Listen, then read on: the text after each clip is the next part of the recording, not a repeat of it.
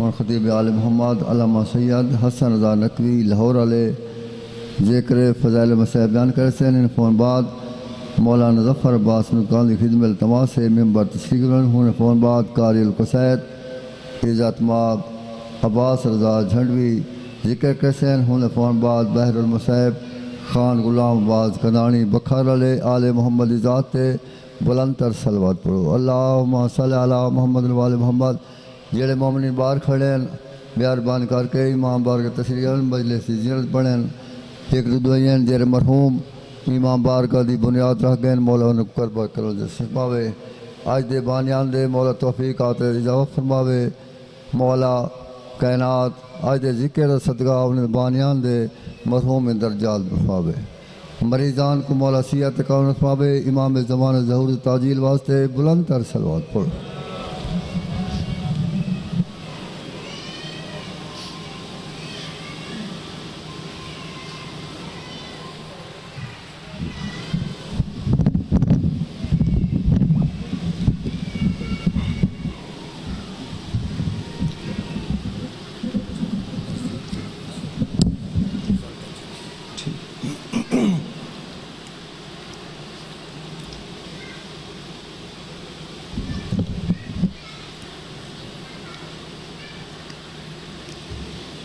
السلام علیکم ورحمۃ اللہ وبرکاتہ. اعوذ باللہ من الشیطان الرجیم. بسم اللہ الرحمن الرحیم. الحمد للہ رب العالمین والعاقبۃ للمتقین ثم الصلاة والسلام علی اشرف الانبیاء والمرسلین الذین اذهب اللہ عنہم الرجس وطہرہم تطہیرا.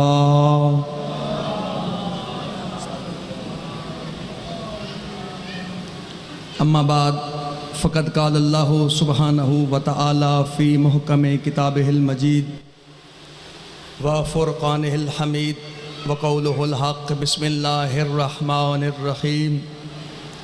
انما یرید اللہ لیذہب عنکم الرجس اہل البیت ویطہرکم تطہیرا.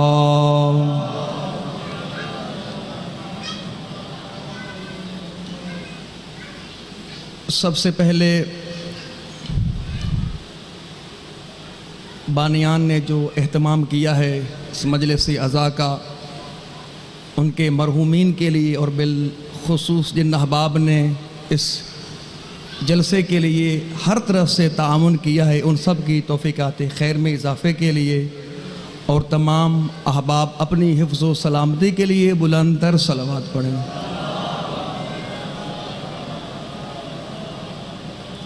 مجلس کی قبولیت کے لیے بلند تر صلوات پڑھیں. اللہم صلی علی محمد وآل محمد. الحمدللہ اللہ تعالیٰ کا یہ لطف عظیم ہے ہم سب کے شامل حال ہے کہ اللہ تعالیٰ نے آپ تمام مومنین کی عزاداران کی زیارت نصیب فرمائی ہے. ہم خداوند متعال کی بارگاہ میں شاکر ہیں اور شکر گزار ہیں اس توفیق پر کہ ہمیں بھی چند الفاظ یہاں کہنے کا موقع مل رہا ہے. انشاءاللہ کوشش کریں گے جو ممبر کا حق ہے اس کو ادا کرنے کی کوشش کریں گے. حق تو یہ ہے کہ حق ادا نہ ہوا. اگر حق ادا ہو جائے تو پھر آج کا دن عاشور بن جائے گا. اگر حق ادا ہو جائے یہ سرزمین کربلا بن جائے. چونکہ آج کا دن عاشور نہیں بن رہا کربلا نہیں بن رہا اس کا مطلب یہ کہ حق ادا نہیں ہوا. ہاں یہ کہہ سکتے ہیں کہ کربلا کی یاد منا رہے ہیں. کربلا کی یاد منا رہے ہیں. کربلا کی یاد ہم سب منا رہے ہیں. عاشورہ کی یاد منا رہے ہیں لیکن خود عاشورہ برپا نہیں کر رہے. عاشورہ برپا نہیں کر رہے. کربلا بنا نہیں رہے بلکہ رسم ادا کر رہے ہیں. یہ بھی اللہ تعالیٰ کا لطف عظیم ہے. نسل در نسل ہمارے بزرگوں کو اللہ تعالیٰ نے یہ توفیق نصیب فرمائی. ایک تو بڑا طبقہ اس توفیق سے محروم ایک بڑا طبقہ اس توفیق سے محروم ہے، لیکن الحمدللہ اللہ تعالیٰ نے ہمیں یہ توفیق نصیب فرمائی کہ نسل در نسل یہ پیغام آل محمد، جس پہ نسل رسول کا بہت خرچ ہوا ہے، احساس نہیں مسلمانوں کو اتنا کچھ خرچ ہوا ہے، اتنا خرچ ہوا ہے، آپ سنتے ہیں اس خرچ کی داستان، آپ سنتے ہیں مجالس میں، مصائب کی شکل میں، عزاداری کی شکل میں، لیکن حسین ابن علی ہم سے بہت کچھ چاہتے ہیں، اس طرف ابھی ہم نے جانا ہے۔ بزرگوں نے جو کیا، جتنی ان کی فہم تھی، جتنی ان کی سوچ تھی، یہاں تک پہنچایا۔ اب آپ اگلی نسل ہیں، آپ کی سوچ ذرا ان سے بڑھ گئی ہے، آپ کا شعور تھوڑا ان سے آگے آ گیا ہے۔ پہلے کے لوگ گدھا گاڑی پہ سفر کرتے تھے، پہلے سواریاں کیا ہوتی تھیں؟ اونٹ ہوتے تھے، گھوڑے ہوتے تھے، گدھے ہوتے تھے، خچر ہوتے تھے، لیکن آج وسائل زندگی تبدیل ہو گئے ہیں۔ آج وسائل، آپ بہت کم ممکن ہے بعض علاقوں میں ابھی بھی گدھے خچر ہوں، لوگ اسی پہ سواری کرتے ہوں، لیکن آج ڈیجیٹل زمانہ ہے، وسائل تبدیل ہو گئے ہیں۔ جہاں وسائل تبدیل ہوئے ہیں وہاں انسان کا شعور بھی تھوڑا اوپر آیا ہے، سوچنے کا انداز بھی تھوڑا تبدیل ہوا ہے۔ آپ سنتے ہیں نا، یہ ابھی بھی ایک کیمرہ سامنے لگا ہوا ہے، یہ کیمرہ تصویر بنا رہا ہے، صرف اتنی بڑی مجلس کا صرف فوٹو یہ مجھے دکھا رہا ہے بس، مگر یہ کہ کوئی بندہ آئے اس کو ادھر ادھر پھیرے تو پھر پورے حال کی تصویر بنے گی۔ لیکن آج بعض جگہوں پہ ایسے پروگرام ہوتے ہیں کہ ایک کیمرہ نہیں ہوتا، 10 کیمرے ہوتے ہیں۔ کتنے کیمرے ہوتے ہیں؟ 10 کیمرے ہوتے ہیں، اور پورے زاویے سے وہ تصویر بنا رہے ہوتے ہیں، تو مکمل جلسے کا جو ہوتا ہے اسٹینڈرڈ وہ سارا فلما دیا جاتا ہے، سارا فلما دیا جاتا ہے۔ لیکن پہلے زمانے میں ایک ہی کیمرہ تھا، یہ بناتا تھا۔ دوستان عزیز، آج اگر ترقی ہوئی ہے، وسائل زندگی نے ترقی کی ہے، تو انسان کے اذہان نے بھی ترقی کی ہے۔ اب انسان ذرا سوچنے کا زاویہ بھی تبدیل کرے نا، کیوں رکا ہوا ہے وہاں پر؟ وہ جو دادا نے یاد کرائے تھے، اصول دین کتنے ہیں؟ 5، توحید، عدل، نبوت، امامت، قیامت۔ کپڑے آج کی ورائٹی کے مطابق پہنتا ہے، موبائل ماڈرن رکھتا ہے، گاڑی ماڈرن رکھتا ہے، وسائل زندگی ماڈرن ہے، دین وہ 60 سال والا پرانا جو دادی اور نانی نے یاد کرایا تھا وہی ہے۔ کتنے ہیں اصول دین؟ 5، توحید، عدل، نبوت، امامت، وہی رکا ہوا ہے۔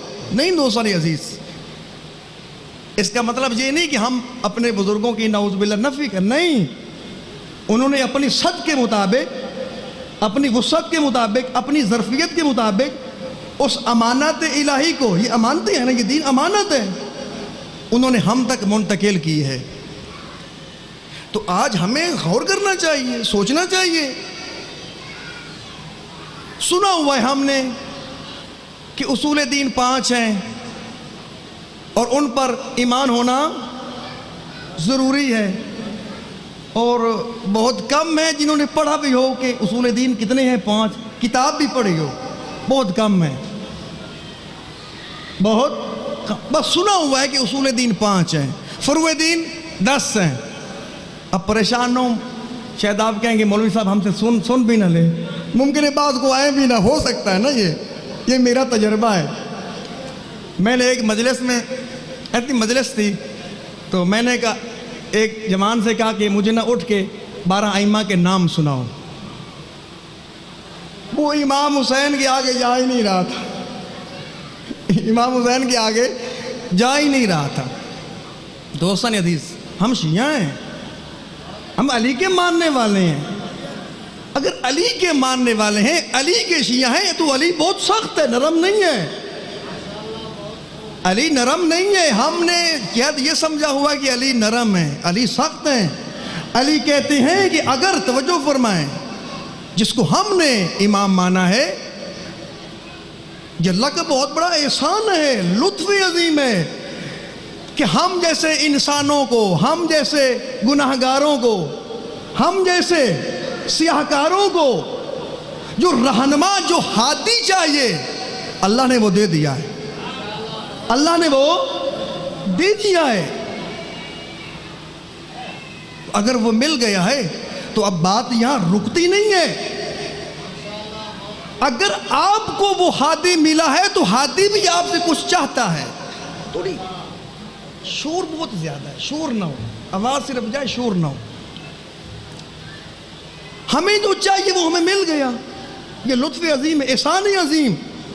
اب سوال، آپ کی اور میری حسرت ہو گئی پوری کہ اللہ نے ہمیں علی جیسا رہبر عطا کر دیا، علی جیسا امام عطا کر دیا، علی جیسا پیشوا عطا کر دیا۔ اگلا سوال، اب سوال رکتا نہیں ہے، ایک اور سوال پیدا ہوتا ہے۔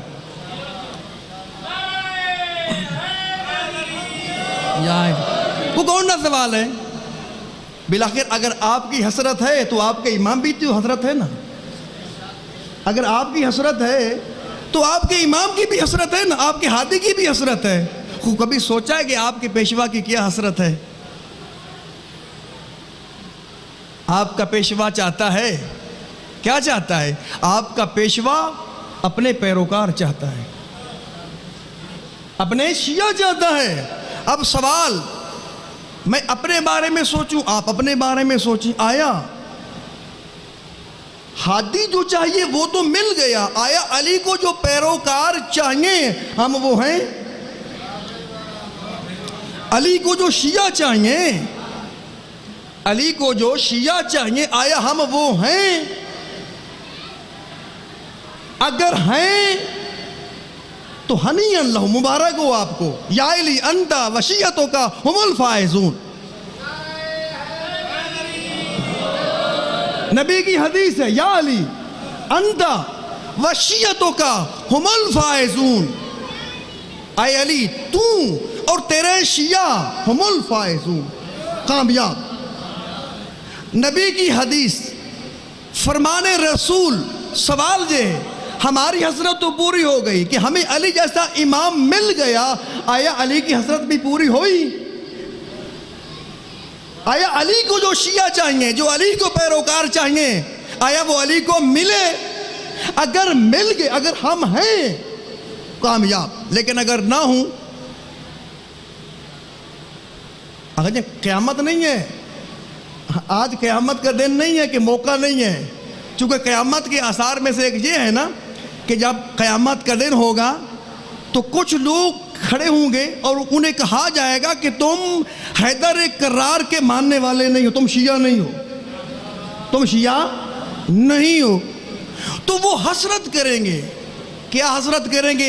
ایک مرتبہ زمین پر دوبارہ موقع دیا جائے، ایک مرتبہ دوبارہ زمین پر ہمیں موقع دیا جائے تاکہ ہم بھی علی جیسے پیشوا کو اپنا پیشوا بنا لیں۔ خوب، لیکن آج قیامت تو نہیں ہے، ابھی قیامت قائم نہیں ہوئی، آج ہے۔ سوال میرے اور آپ کے اوپر ہے، آیا ہم علی کے شیعہ ہیں؟ اگر ہیں کامیاب، لیکن اگر نہیں ہیں، اگر نہیں ہے، ایک موقع، فرصت ہے۔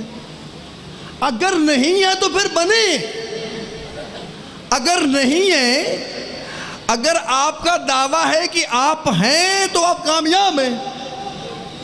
دیکھیں، میں آپ کو نہیں کہہ رہا کہ آپ ہیں یا نہیں ہیں، میرے کہنے سے نہ آپ ہوں گے اور میرے نہ کہنے سے آپ نہیں ہوں گے۔ میں تو اپنی صفائی نہیں دے سکتا، میں تو اگرچہ آپ کو یا ممبر سے کہا جاتا ہے کہ آپ یہ کام کریں، آپ کے اعمال جانے اور ہم جانے، کس نے قرآن کی نفی کر رہے ہو آپ؟ جب آپ یہ کہتے ہو کہ آپ یہ کام کرو، تمہارا عمل جانے اور میں جانوں۔ ذاکر خطیب مولوی، ممکن ہے اس نے امامہ بھی پہنا ہو، وہ مجلس میں کہہ رہا ہو آپ یہ کام کرو، تمہارا عمل جانے اور میں جانوں۔ کہاں لکھا ہوا ہے؟ قرآن کہہ رہا ہے کہ محشر کے دن نفسا نفسی ہوگا، بھائی بھائی سے بھاگے گا، دور ہوگا، باپ بیٹے سے بھاگے گا، بیٹا باپ سے بھاگے گا، فرار کرے گا۔ ہم یہاں ارے میں تو اپنی گارنٹی نہیں دے سکتا، میں اپنی گارنٹی نہیں دے سکتا تو میں آپ کی گارنٹی کیسے دوں گا کہ آپ واقعاً جو ہیں. اس لیے کہہ رہا ہوں اگر آپ ہیں شیعہ ہنی اللہ کامیابی ہے آپ کی. لیکن اگر نہیں ہے اگر جان آپ کو سند میں نے نہیں دینی,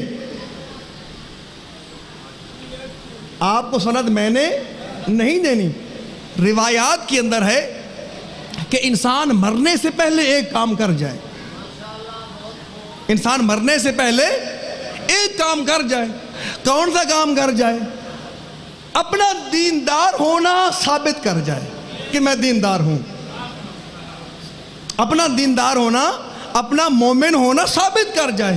آقا جان توجہ کریں, ممکن ہے آپ یہ سوچ رہے ہوں گے کہ شاید ماتم کرنے سے انسان دیندار بن جاتا ہے, نماز پڑھنے سے انسان دیندار بن جاتا ہے, روزہ رکھنے سے انسان دیندار بن جاتا ہے, ہتھیار کرنے سے, خون نکالنے سے انسان. او بھائی کتنے ہندو ہیں, کتنے عیسائی ہیں, کتنے سکھ ہیں جو عاشور کے دن ماتم بھی کرتے ہیں, عزاداری بھی کرتے ہیں. کرتے نہیں کرتے؟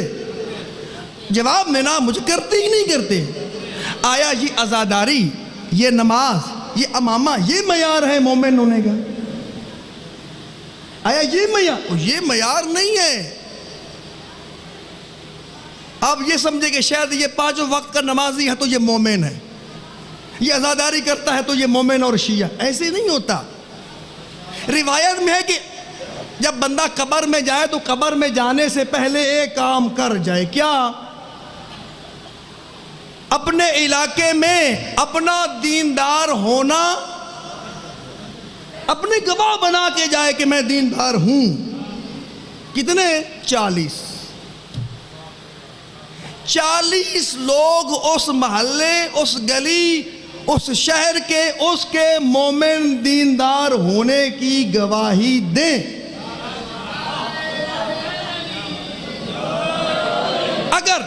اگر 40 مومن گواہی دیتے ہیں اس کی کہ یہ مومن ہے, یہ دیندار ہے, یہ عزادار ہے, یقیناً وہ جنت میں جائے گا. یقیناً وہ اہل البیت کا پیروکار ہے. 40 بندے. وہ 40 بندے کون سے؟ اب یہ تو نہ ہو کہ آپ ادھر سے کوئی 5-10 چرسی اکٹھے کر لیں, 5-10 بنگی چرسی اکٹھے کر لیں, کو فلاں نہیں. ان کے لیے بھی عدالت شرط ہے. 40 عادل. 40 عادل. عادل سے کیا مراد ہے؟ ابھی آپ کہیں گے یہ مولانا صاحب نے کیا باتیں شروع کر دیں. عادل کس کو کہتے ہیں؟ اب آپ کہیں گے عادل سے مراد یہ ہے کہ جو عدل کرے, جو انصاف کرے. نہیں, عادل سے مراد یہ ہے علنی طور پر وہ فساد نہ کرتا ہو. علنی طور پر وہ فساد نہ کرتا ہو. اب آپ توجہ فرمائیں, میں اب یہاں چند باتیں کر رہا ہوں. اب آپ یہ کہیں گے کہ ایک بندہ جو ہے وہ گواہی دے اس کی کہ یہ مومن ہے. کیسے گواہی دے؟ نماز نہیں پڑھتا, نماز نہیں پڑھتا, خوب یہ گواہ نہیں بن سکتا. ایک بندہ جو ہے ابھی ماہ رمضان گزرا ہے, روزہ نہیں رکھتا, آیا گواہ بن سکتا ہے؟ نہیں بن سکتا. ایک بندہ جو ہے وہ اس پر حج واجب تھا, نہیں کیا, وسائل بھی ہیں, سب کچھ ہے, نہیں کیا, آیا وہ بن سکتا ہے؟ نہیں بن سکتا.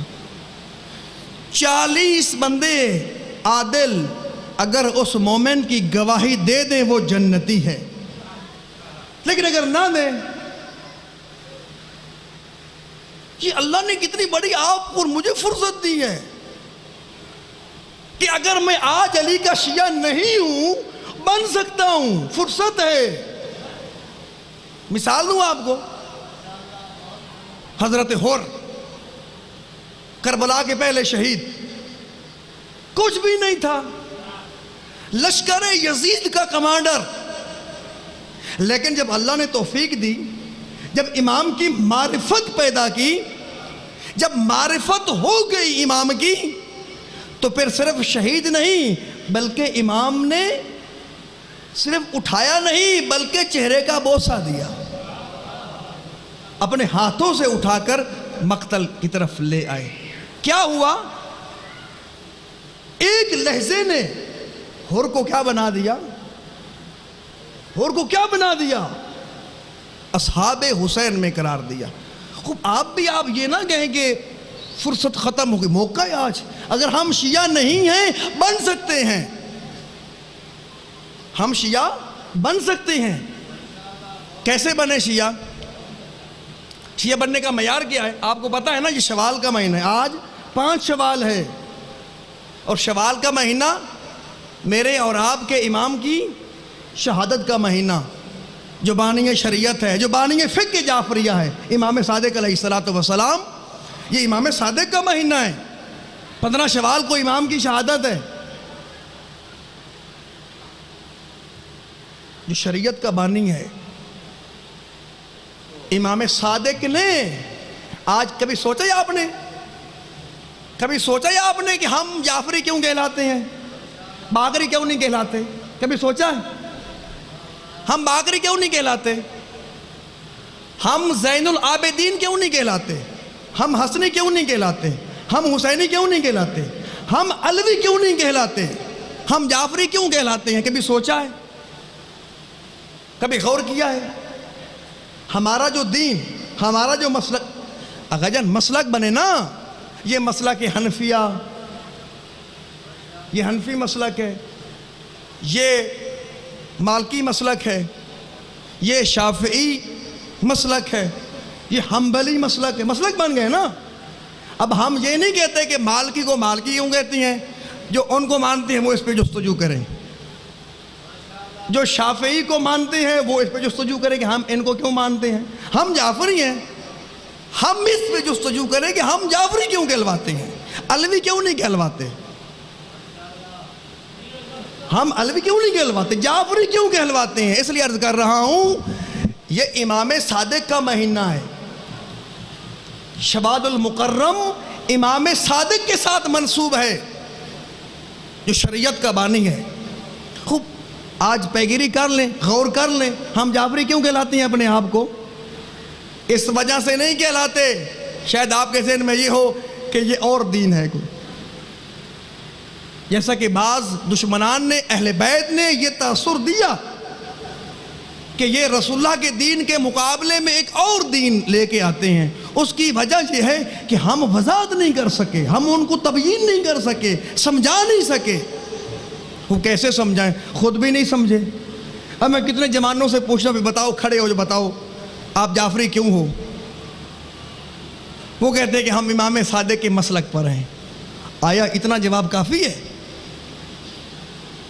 جب طے یہ ہے کہ ہم کائنات میں سب سے عظیم ہستی علی کے پیروکار ہیں، تو پھر آپ کو ہر سوال کا جواب آنا چاہیے۔ کیوں؟ اس لیے کہ آپ کے امام نے منبر پہ دعویٰ کیا ہے۔ کیا دعویٰ کیا ہے؟ سلونی سلونی قبل ان تفقدونی، پوچھو مجھ سے پوچھو، میں تمہیں ہر سوال کا جواب دوں گا، زمین سے زیادہ آسمانوں کے راستے میں جانتا ہوں، مجھ سے پوچھو۔ جب تمہارے امام یہ ہیں، جب اللہ نے علی جیسا ہمیں امام عطا کیا، تو پھر پیروکار کو کیسا ہونا چاہیے؟ پھر پیروکار کے پاس بھی جواب ہونے چاہیے، ہر سوال کا جواب ہونا چاہیے۔ علی کا پیروکار جو دوسرے کو قائل نہ کر سکے، جو دوسرے کو سمجھا نہ سکے، اس کو علی کا پیروکار ہونے کا حق حاصل آپ بتائیں ہے؟ جو دوسرے کو نہ سمجھا سکے، جو دوسرے کو علی کا راستہ دکھا نہ سکے، سمجھا نہ سکے، وضاحت نہ کر سکے، آیا اس نے شیعہ ہونے کا حق ادا کیا؟ نہیں حق ادا کیا اس نے۔ ایک بہت پرانی داستان ہے، آپ کو پتہ ہے نا، امام صادق علیہ الصلوۃ والسلام۔ چلیں آج موقع مل گیا، میں آپ کو یہ تاریخ بھی سنا دیتا ہوں۔ دوستان عزیز، ہم اپنے آپ کو امام صادق کے ساتھ منسوب کرتے ہیں کہ ہم جعفری ہیں۔ کیا ہے؟ ہم مسلک جعفری سے تعلق رکھتے ہیں، ہم فقہ جعفری کے پابند ہیں۔ اس کی ایک تاریخ ہے، آپ کو پتہ ہونا چاہیے کہ بنی امیہ نے، ایک میں آپ کو تاریخ سنا رہا ہوں، توجہ کریں۔ بنی امیہ نے ایک کام یہ کیا کہ دربار کی سرپرستی پہ، جس کی سرپرستی دربار کر رہا تھا، چند مولویوں کو اجازت دی کہ آپ تبلیغ کریں۔ چند مولویوں کو تبلیغ کے لیے آمادہ کیا کہ آپ تبلیغ کریں. تبلیغ کیا کریں؟ تبلیغ یہ کریں کہ لوگوں کو اہل بیت سے دور کریں. لوگوں کو اہل بیت سے دور کریں.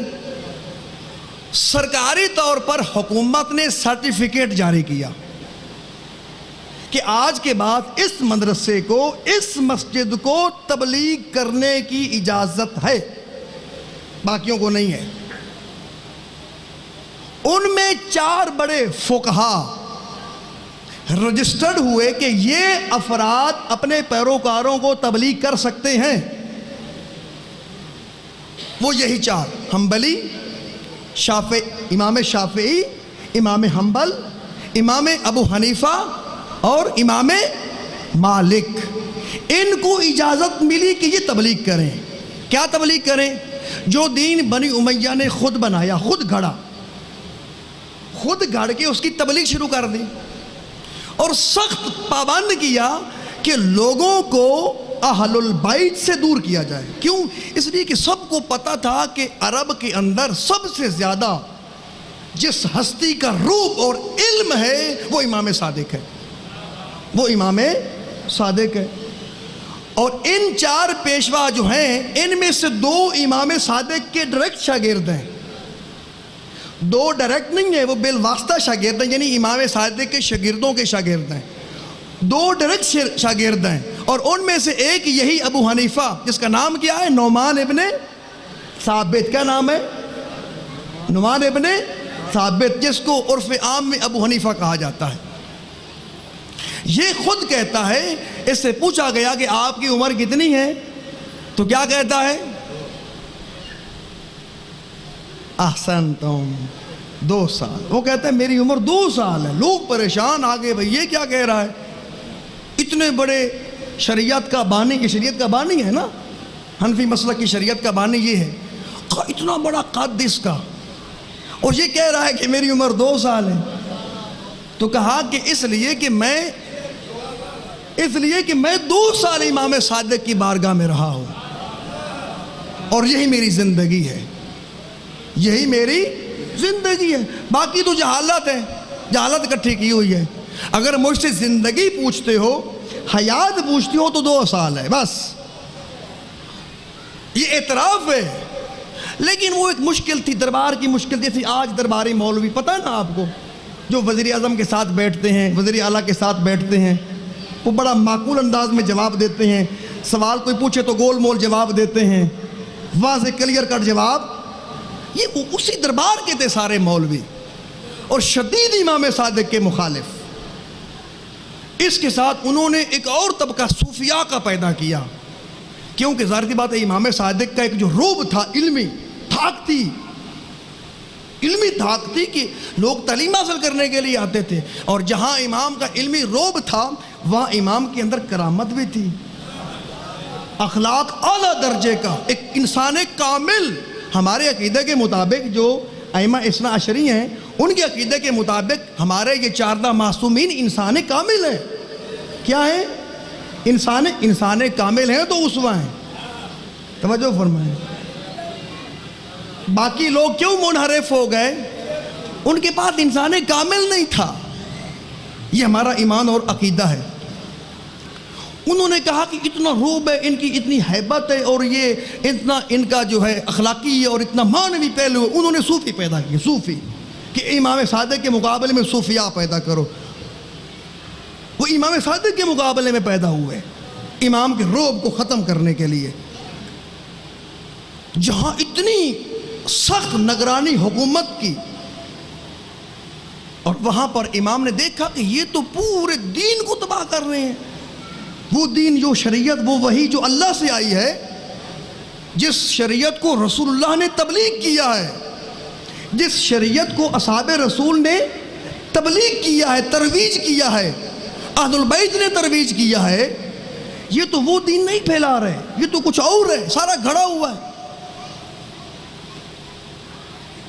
پریشان امام صادق علیہ السلام نے وہاں قلم اٹھایا. توجہ فرمائیں. امام صادق نے وہاں ایک اجتہاد شروع کیا، مبارزہ، جنگ شروع کی. لوگ کہتے ہیں نا دشمنان اہل البیت ہمارے اوپر ایک یہ سوال کرتے ہیں کہ جی آپ کے امام حسین امام جنگ ہیں، امام حسن امام صلح ہیں، توجہ کریں، امام صلح ہیں، امام زین العابدین وہ غار نشین ہیں. تو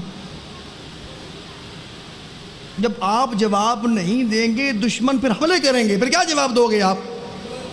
یہی کہا نا کہ امام حسن امام صلح، امام حسین امام جنگ، امام زین العابدین گوشہ نشین غار نشین، امام صادق نے مدرسہ بنا لیا. جی آپ جواب دو ان کو، آپ کے پاس جواب ہو. آپ کی جوان نسل، ہماری آج کی جوان نسل کے پاس جواب ہونے چاہیے.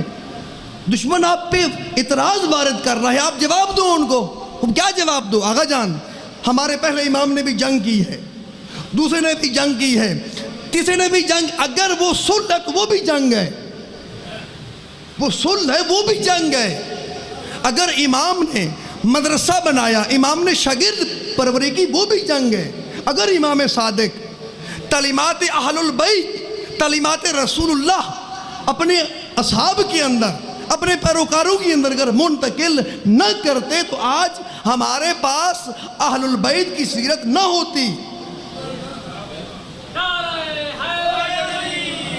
امام نے اپنے زمانے کی ان طاغوتوں کے بنائے ہوئے دین کے مقابلے میں، اس زمانے کے طاغوت ظالم بادشاہ بنی امیہ، ان کے مقابلے میں انہوں نے جو درباری مولوی بنائے تھے، ان کے جو دین پھیلایا تھا، امام نے اس کے خلاف مبارزہ کیا کہ یہ تو دین رسول نابود ہو رہا ہے. اور وہاں آ کر امام نے دین کی حقیقی تفسیر پیش کی. توجہ کریں، دین پیش نہیں کیا، دین تو رسول اللہ کا ہے. توجہ کریں، یہ آپ کو پتہ ہونا چاہیے. آپ یہ نہ کہیں کہ مولوی صاحب یہ کہہ گئے ہیں کہ امام صادق نے نئے دین کو پیش کیا. نہیں، دین وہی، قرآن وہی دین اسلام جو رسول اللہ نے پیش کیا ہے. امام صادق نے جہاں وہ لوگ اس دین کو درباری رنگ کے مطابق تفسیر کر رہے تھے، امام صادق نے اسی دین کو، اسی شریعت کو، اسی قرآن کو جو رسول اللہ نے تبلیغ کا طریقہ اپنایا تھا، اسی طریقے کو اپنایا، اسی طریقے کو اپنا کر لوگوں کو دیندار بنایا. اس تفسیر کو، اس تبیین کو آسان لفظوں میں سمجھانا، کیا کہتے ہیں؟ آسان لفظ میں کیا ہے؟ سمجھانا. یعنی دین کے سمجھانے کے طریقے کو، دین فہمی کے طریقے کو کیا کہتے ہیں؟ ہم مسلک جعفری کہتے ہیں. کیوں کہتے ہیں؟ چونکہ دین کی حقیقی، دین کی جو تفسیر امام صادق نے پیش کی بنی امیہ کے درباری مولویوں کے مقابلے میں، بنو عباس کے درباری مولویوں کے مقابلے میں جو دین کی حقیقی تصویر پیش کی، اس کو فقہ جعفری کہتے ہیں، اس لوگ مسلک جعفری کہتے ہیں. اور اسی کو شیعہ اثنا عشری کہا جاتا ہے، اور اسی کو خیر البریہ کہا جاتا ہے. یہ آپ کو تفسیر میں نے پیش کی ہے. دوستان عزیز، آپ نے سنا، آپ سنتے آئے ہیں، لیکن آج دین کے سننے کا زمانہ نہیں، ختم ہو چکا ہے. آج آپ یہ نہ کہیں کہ آج ممبروں پر ہمیں توحید سمجھائی جائے، نہیں. ممبروں پر نبوت سمجھائی جائے، نہیں. ممبروں پر ولایت سمجھائی جائے، نہیں. ممبروں پر قیامت سمجھائی جائے، نہیں. آج دین کے اظہار کا زمانہ ہے. دین کو اظہار کرو، آج وحدانیت کا اظہار کرو، آج نبوت کا اظہار کرو، آج ولایت کا اظہار کرو. آج 1400 سال ہو گئے، ابھی تک امامت ثابت ہو رہی ہے. قرآن نے امامت ثابت کر دی کہ امامت ہی نظام الہی ہے، اللہ بنایا ہوا نظام ہے. آج اس کے لیے عملی کوشش کرو. ہم میں سے ہر انسان ذمہ دار بنے، ولایت کے لیے قدم اٹھائے. پتہ ہے تولا کس کو کہتے ہیں؟ پتہ ہے تبرہ کس کو کہتے ہیں؟ بتاؤں آپ کو تولا تبرہ کس کہتے ہیں؟ ہمیں جو دین میں سکھایا گیا ہے، ہم نے والدین سے سیکھا. فروع دین کتنے ہیں؟ 10. کون کون سے؟ یہ آپ کہیں گے مولوی صاحب نے اوکر سوال پوچھ لیا. فروع دین کتنے ہیں؟ 10.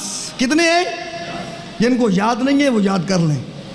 نماز، روزہ، حج، زکوٰۃ، خمس، جہاد، تولا، تبرع. جب تک آپ کے اندر تولا نہیں ہوگا، جب تک آپ کے اندر تبرع نہیں ہوگا، دین قائم نہیں ہو. وہ تبرع کس کو کہتے ہیں؟ وضاحت کریں، آپ وضاحت کریں. تبرع کس کو کہتے ہیں؟ میں تو 20 سال سے سن رہا ہوں. تبرع کس کو کہتے ہیں؟ بے شمار. 20 سال سے جب سے ہوش آئی ہے ہمیں، بلکہ 20 سے بھی زیادہ، 24-25 سال ہو گئے. تبرع کس کو کہتے ہیں؟ بے شمار. وہ ایک دوست نیا شیعہ ہوا، مجلس میں آ بیٹھا. اس نے سارا دن مجلس سنی. مجلس سن کے واپس گھر گیا تو گھر والوں نے کہا کہ گھر میں نہیں آنا، تمہارا حقہ پانی بند. تم شیعہ کافر ہو گئے، شیعہ ہو گئے ہو. کیا ہو گئے ہو؟ تم شیعہ ہو گئے ہو. تعلقات ختم، برادری ختم، میراث ختم، سب کچھ ختم. اب بیچارہ پریشان، وہ مومنوں کی محفل میں آ کے بیٹھا. اب سنیں، آپ کو میں تبرع سمجھا رہا ہوں کہ ہمارا تبرع کیا ہے.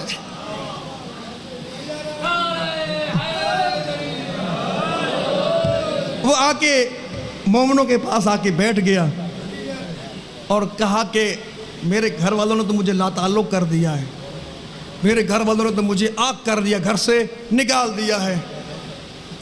آگے سے ایک جوان اٹھا، آگے سے ایک ملنگ. اب میں بات نہیں کرنا چاہ رہا، مناسب نہیں ہے، پھر بزرگ بھی ناراض ہو جائیں گے، ملنگ بھی ناراض ہو جائیں گے.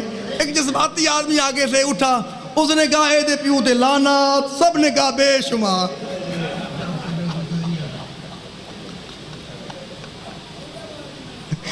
وہ بیچارہ اپنا درد لے کے آیا تھا. کیوں؟ اس لیے کہ وہ ٹون چڑھائی ہوئی ہے نا.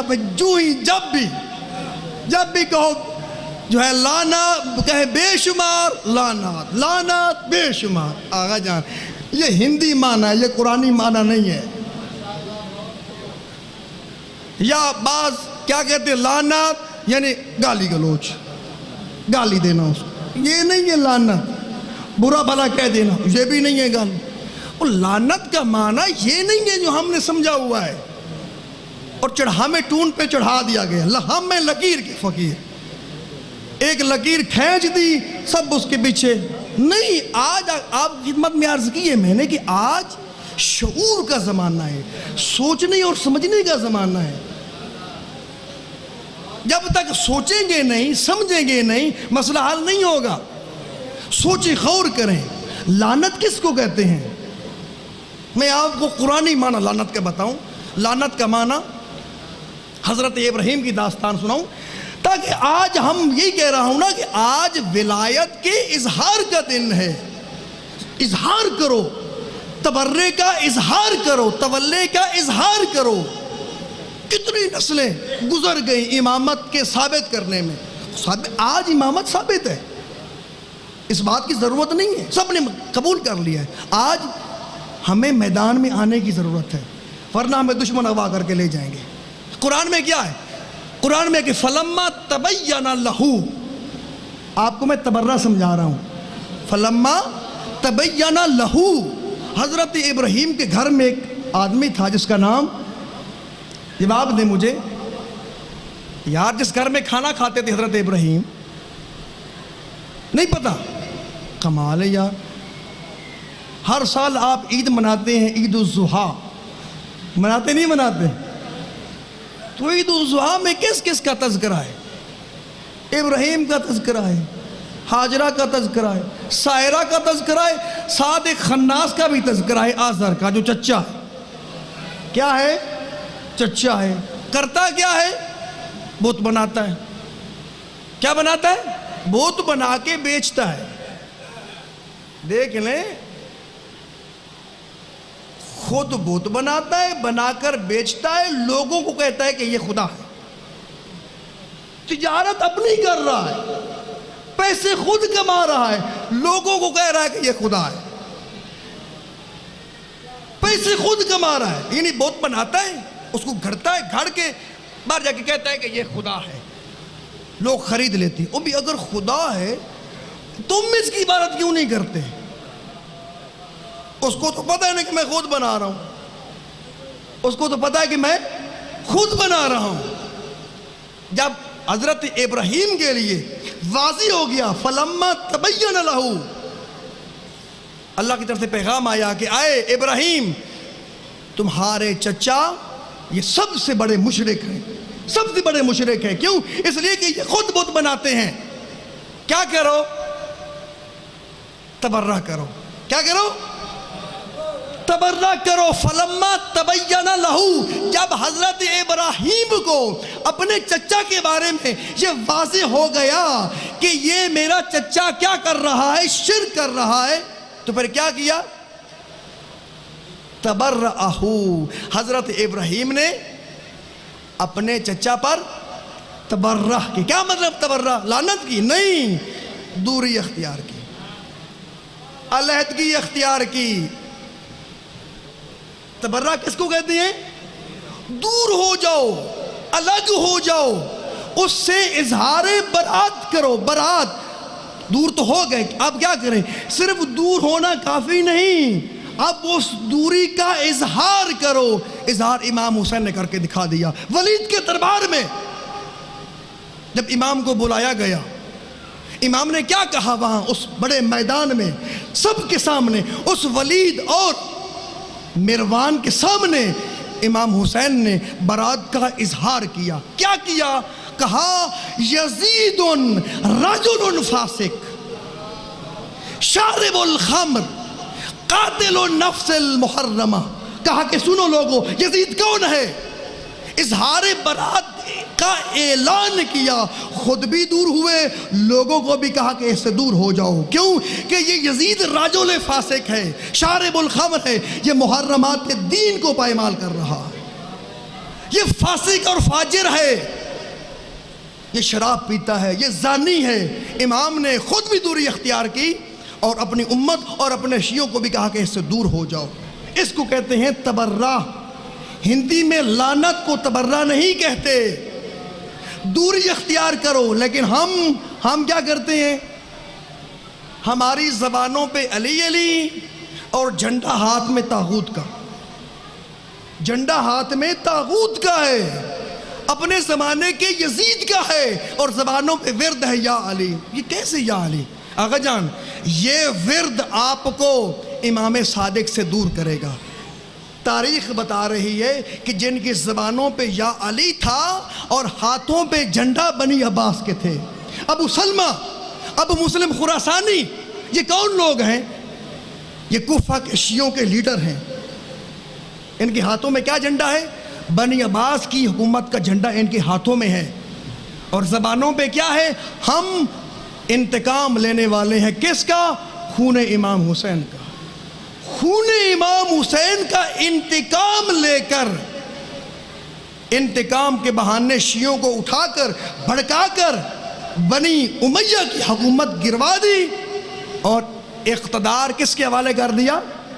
بنو عباس کے حوالے کر دیا۔ آقا جان، یہ کون سا شیعہ تھا؟ زبانی شیعہ تھا، زبانی شیعہ تھا، حقیقتاً شیعہ نہیں تھا۔ کیوں؟ کہ زبان میں علی تھا، ہاتھوں میں جھنڈا طاغوت کا تھا، ہاتھوں میں جھنڈا طاغوت کا تھا۔ آج ہم نے اظہار برات کرنا ہے طاغوت سے۔ عرض کر رہا ہوں، آج کی ولایت ثابت نہیں کرنی، ثابت ہے ولایت کہ بعد از رسول ولایت کا نظام خدا ہے۔ غدیر کے میدان میں رسول نے من کنتم مولا فہذا علی مولا کہہ کر نظام کو ثابت کر دیا کہ آج کے بعد مسلمانوں کا، پورے انسانیت کا نظام ولایت ہے، اور اس نظام ولایت کے بانی کا نام علی ہے۔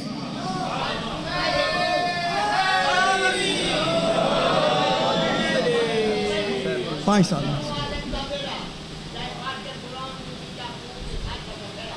ماشاءاللہ،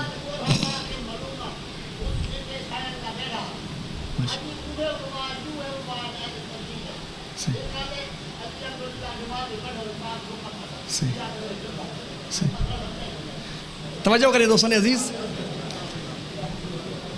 بزرگ نے بات کر رہی، میں تھوڑی وضاحت کر دیں چونکہ بعض مطالب ایسے ہوتے ہیں. درست ہے.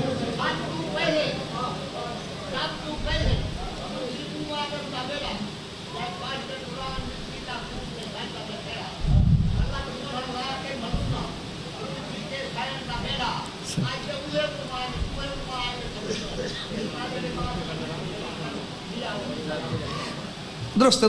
کوئی اتنی مشکل بات نہیں ہے، تھوڑی افہام و تفہیم انشاءاللہ ہو جائے گی، مسئلہ حل ہو جائے گا، کوئی اتنا بڑا ایشو نہیں ہے. اس کا بڑی وجہ یہی ہے کہ ابھی تک ہم نے ولایت کو صحیح نہیں سمجھا. اگر ولایت ہم صحیح سمجھ جاتے آج یہ مشکل نہ ہوتی. میں نے عرض کیا ہے نا، ہم ولایت علی ولی اللہ کی بات کرتے ہیں. آیا ہم اپنے عمل سے علی ولی اللہ کا اظہار کرتے ہیں؟ ہم اپنے عمل سے جمہوریت کا اظہار کرتے ہیں. اپنے عمل سے جمہوریت کا اظہار، زبانوں میں علی علی اور ہاتھوں میں پرچم طاغوت کے. یہ شیعہ ہے، یہ ولایت ہے.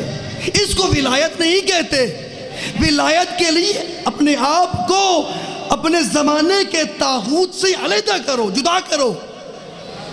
اگر تم اپنے آپ کو علیحدہ کر لیا پھر تم بنو گے اپنے زمانے کے حقیقتاً ولائی بنو گے تم. ابھی ہم حقیقتاً ولائی نہیں ہیں. ہماری زبانوں پہ تو علی ہے، عمل میں علی نہیں، دل میں علی نہیں. ایک شخص نے کہا کہ ایمان، توجہ فرمائیں، کہا کہ اصول عقائد پر، فروعی عقائد پر ایمان ضروری ہے، عمل کی ضرورت نہیں ہے. رسول اعظم نے فرمایا یا علی اکتب، لکھو. کیا لکھو؟ ملعون، وہ شخص ملعون ہے، اللہ کی اس پر لعنت اور قہر ہے جو یہ کہتا ہے کہ دین کے لیے عقیدے کے لیے ایمان کافی ہے، عمل کی ضرورت نہیں. خدا کی لعنت ہے اس پر. ایمان کے رسول اعظم نے، حضرت علی فرماتے ہیں کہ میں نے رسول اعظم سے پوچھا کہ یا رسول اللہ ایمان کس کو کہتے ہیں؟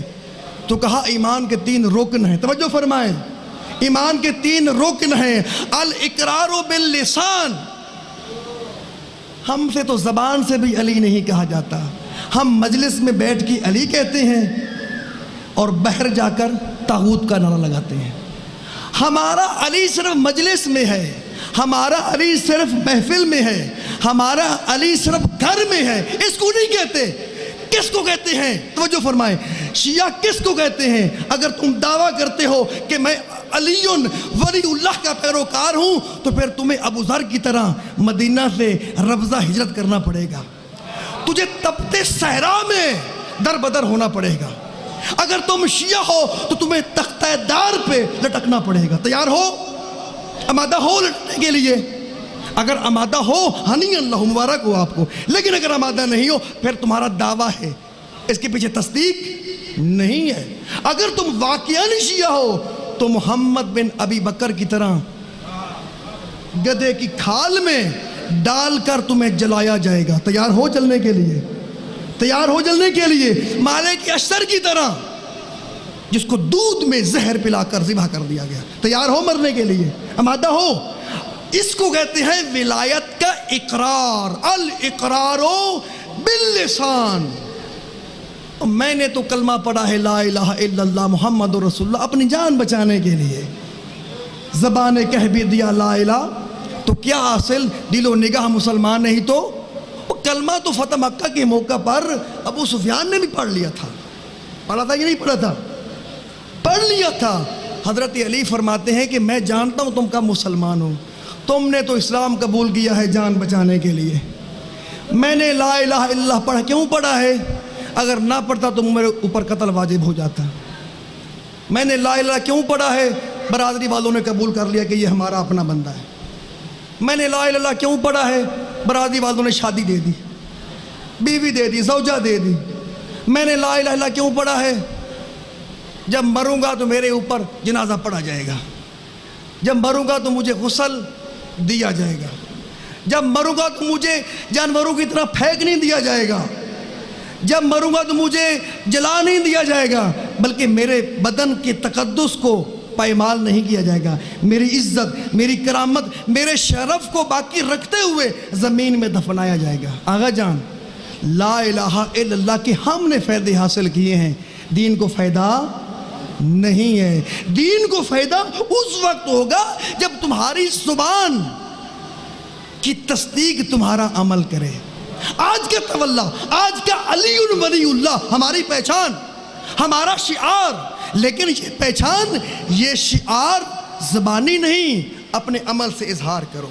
آج ولایت کے اظہار کا دن ہے. آج اگر آپ نے ولایت کا اظہار نہ کیا تو پھر آج آپ بھی کسی ابو سلمہ، کسی ابو مسلم خراسانی کے ساتھ مل کر تم اپنے زمانے کے یزید کا حصہ بن جاؤ گے. اس لیے شعور کی ضرورت ہے. میرا ٹائم بہت ختم ہو چکا ہے، بہت زیادہ پڑھ چکا ہوں. آخری جملہ مصائب کا انشاءاللہ خدا توفیق دے گا تو پھر کبھی آپ کی خدمت میں عرض کروں گا. ایک ہی جملہ مصائب کا، چونکہ ابھی بساط نہیں رہی. دوستان عزیز، بہت ظلم ہوا اہل البیت کے اوپر، بہت ظلم ہوا، ظلم کی انتہا کر دی گئی.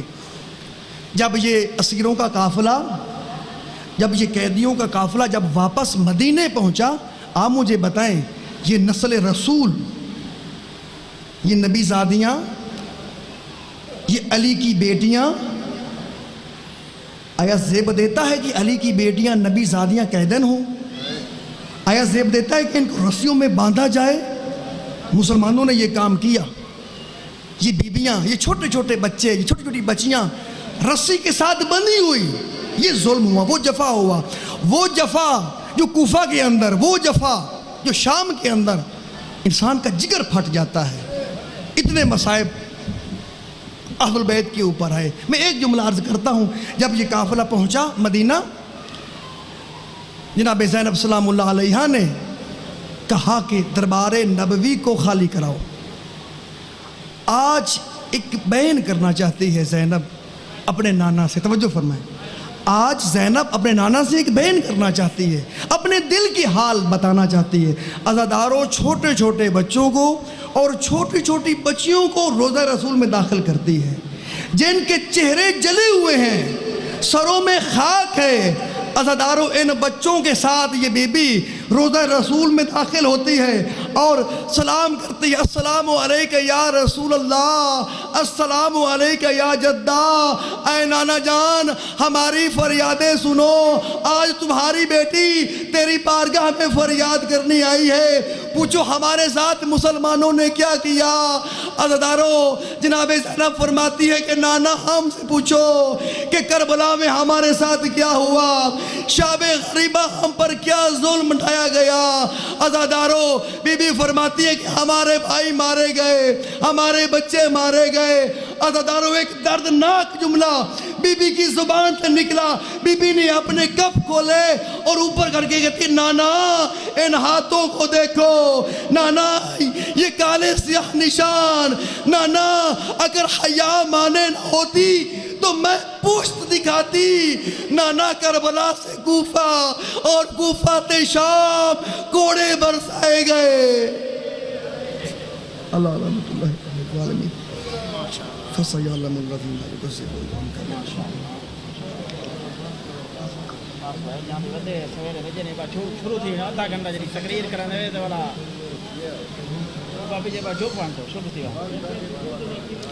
السلام علیکم ورحمۃ اللہ.